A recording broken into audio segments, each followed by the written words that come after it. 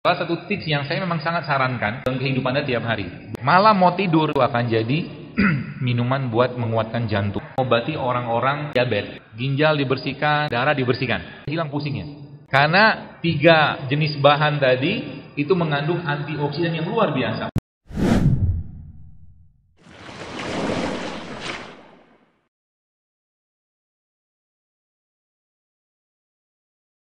Saya baca buku ini. Buku ini judulnya Longevity Solution. Jadi buku ini yang mengarangnya 2 dokter di Amerika. Namanya Dr. James Dinnick sama Jason Fung. Buku ini menceritakan tentang riset mereka, tentang klinik mereka, yang mereka mengobati orang-orang sebagian besar itu diabetes. Dengan apa? Dengan puasa. Dan puasa yang mereka pakai itu puasa-puasanya Islam.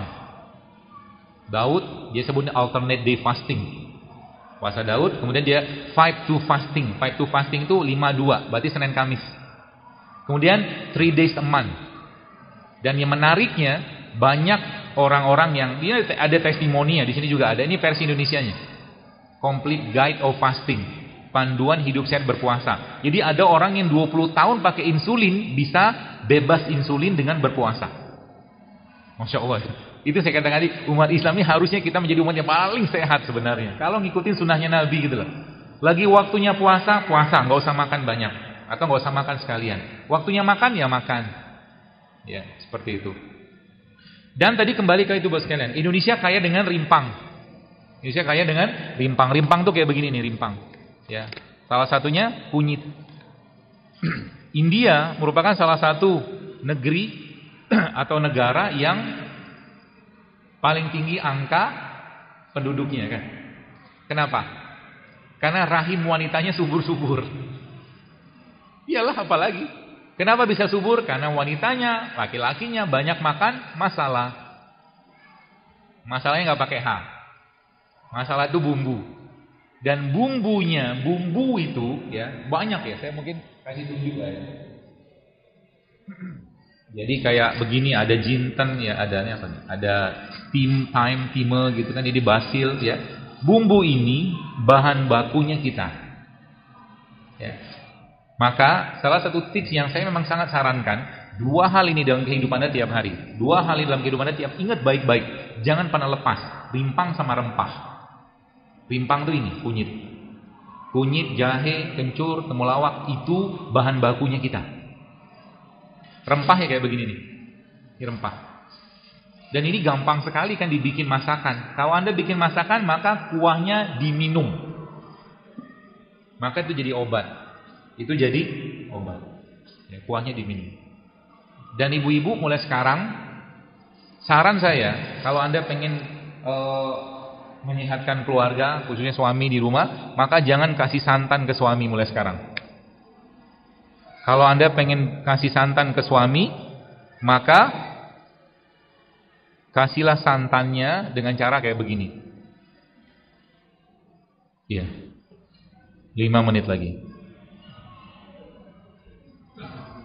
Iya.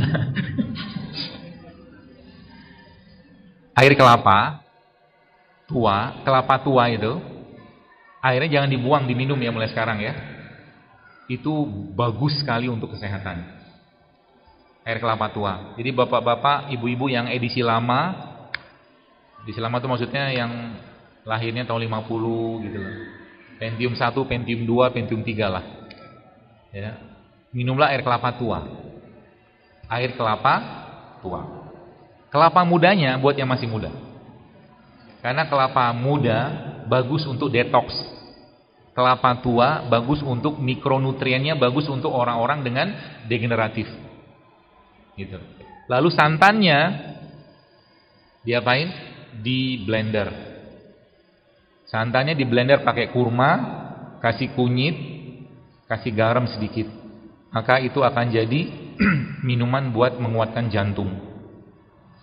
Jadi santan itu jangan dipanaskan. Kenapa opor tidak sehat? Karena santannya. Gitu ya. Jadi santannya jangan itu. Termasuk juga nanti cobain nanti sore ya, bagi Anda yang mungkin puasa atau mungkin yang hari ini pengen nyobain, nanti beli kurma, lalu kurmanya di blender sama air kelapa muda, lalu disaring sebentar, atau kalau nggak disaring Anda tunggu aja, itu akan jadi detox yang paling baik untuk pencernaan kita. Air kelapa muda di blender sama kurma, ya. Murah kan? Murah. Beli air kelapa paling 5.000 lah, 10.000. Ya. Beli kurma mungkin yang box-box kecil ya, saya kira mungkin 10.000, 20.000 dapat sih insya Allah. Ya, seperti itu. Kemudian kenalilah Bapak sekalian. Jadi saya pernah share waktu itu ada 2 jenis ramuan atau 1 jenis ramuan yang saya sendiri takjub ya, takjubnya karena memang dahsyat banget kerjanya. Isinya sebenarnya simpel banget.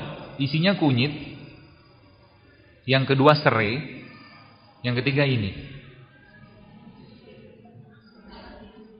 jeruk nipis. Kelihatan kan nih jeruk? Ya. Jadi kunyitnya kupas, potong-potong kecil, slice tipis gitu, and then dimasukkan ke air panas, kasih serai. Ya. Kasih serai, kemudian setelah agak sedikit dingin, dimasukin jeruk nipis. Kasih madu.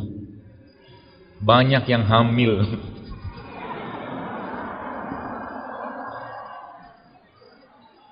Banyak yang hamil gara-gara itu. Terus nanti yang sudah tua gimana, jadi hamil juga? Ya enggak juga lah, kalau udah menopause mau diapain?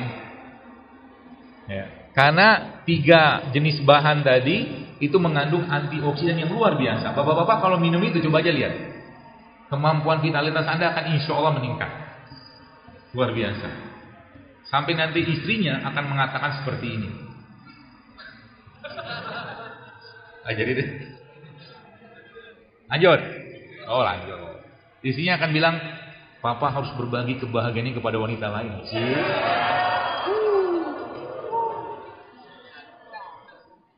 Kalau berani. Ya. Kalau mau nikah aja Pak.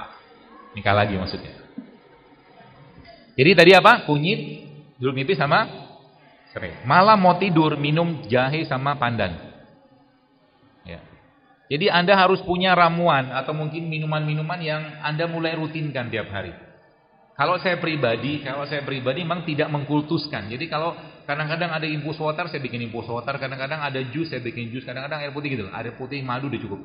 Tapi minimal tiap hari harus ada makanan-makanan begini yang masuk ke badan. Maka bapak-bapak kalau Anda kerja mulai sekarang, di rumah coba dibikin infusan. Dan infusan bapak sekalian, khususnya ibu-ibu nih. Ya, time out. 1 menit lagi. Infusan, hati-hati dengan beberapa jenis rempah.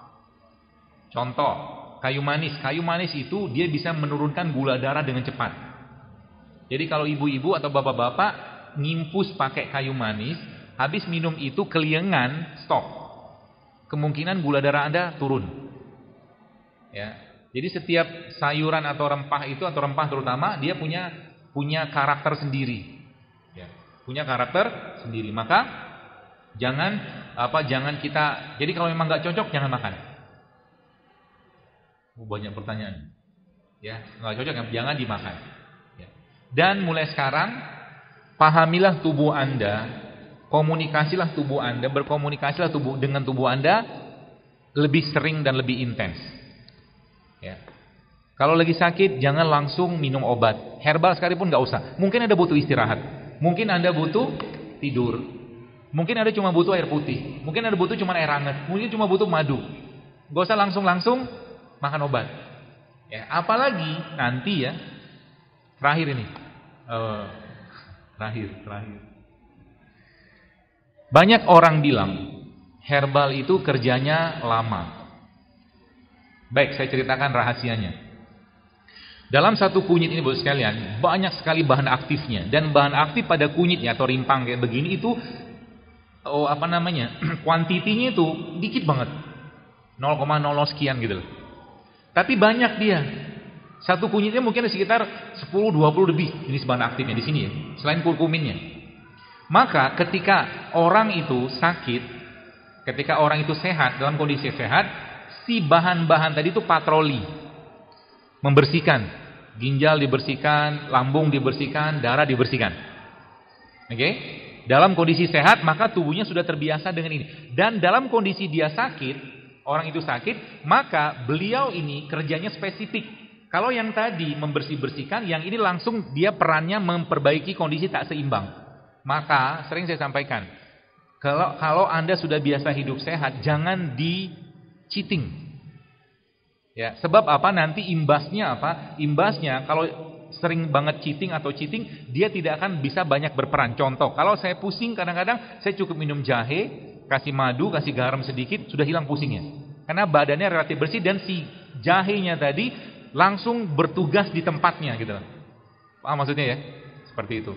Jadi kalau sudah biasa hidup sehat, jangan jangan dibiasakan untuk tidak sehat. Ya.